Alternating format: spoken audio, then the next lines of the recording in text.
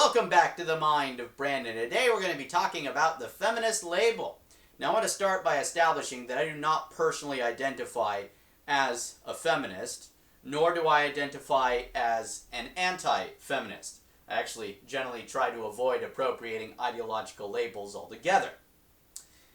But sometimes when I encounter feminists here on YouTube, they'll say something along the lines of, well, if you believe in gender equality, if you think men and women should have equal rights, then you're a feminist. Right? And they say that to me.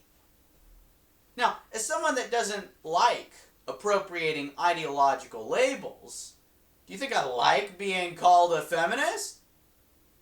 No, I don't.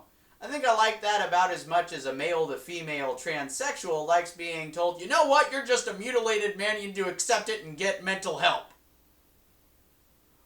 I like it about as much as I like being told I'm a communist for supporting a resource-based global economy, right? that happens.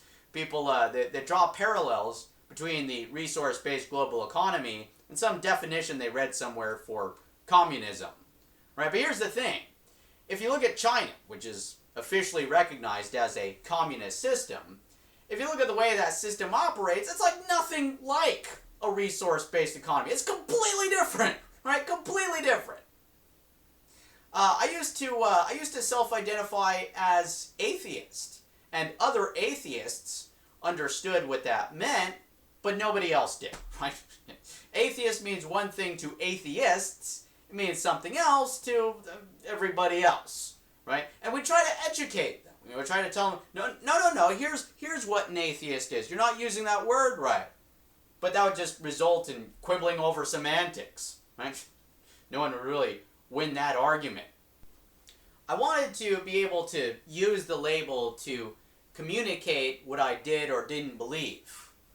But it just wound up being ineffective at communicating what I did or didn't believe. So I let the label go. I let it go. I mean, why bother appropriating the label if I'm just going to wind up having to clarify my perspectives anyway? In fact, if using the label does more to confuse people than it does to clarify things, aren't I better off without it? Now, I mention this because feminists are in a similar situation. Feminist means one thing to feminists, and it means something else to everybody else. Okay? They come on YouTube trying to do damage control. Oh no, feminism's not about being sexist towards men, hating men. It's not about women trying to take over the world. It's about gender equality, guys. Now you can say that it's about gender equality, and maybe dictionary definitions will support that. But when you think about it, isn't the label feminist kind of an ironic label to go with that definition? Advocacy for gender equality or whatever, right? Because feminist is a gender exclusive term. Feminist, femme as in female, to the neglect of any mention of the male. That's not equal. In fact, screw ironic, that's downright hypocritically sexist to associate that label with that definition. Now, don't get me wrong.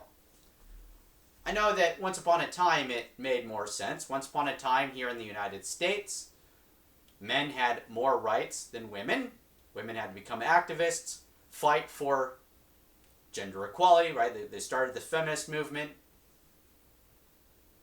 And a lot of people are kind of the attitude that they achieved that gender equality.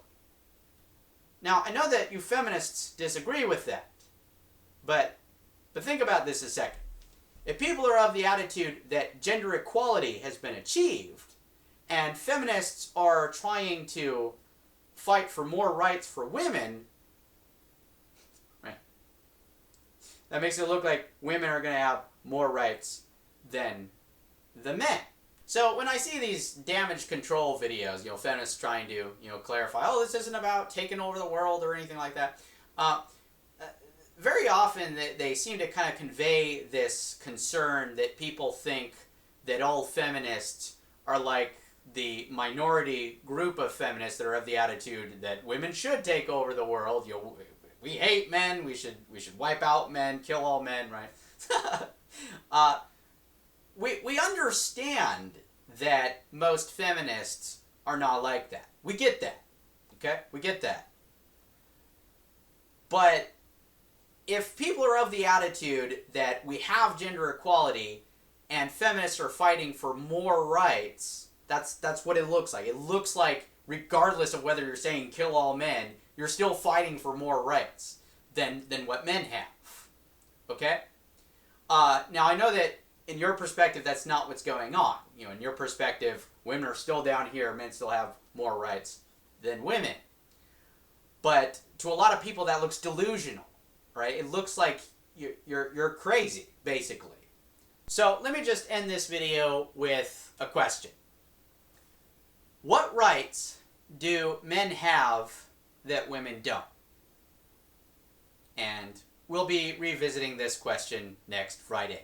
So I hope to see you all there. Thank you for watching. Peace, and have a good one.